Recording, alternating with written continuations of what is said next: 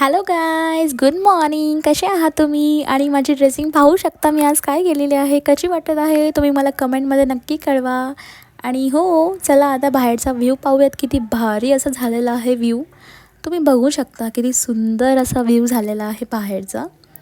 आणि असं मस्त वाटत आहे मॉर्निंगला. आणि तुम्हाला मी बाल्कनीमधून पण दाखवते की व्ह्यू आता कसा दिसत आहे बाल्कनीमधून सुद्धा. मस्त असं मौसम मस्ताना झालेला आहे आणि मला असं मौसम खूप आवडतो गाईज. तुम्हाला आवडतो का नाही मला नक्की कळवा. आणि हे पहा, ग्रीन ग्रीन असं मस्त वाटत आहे.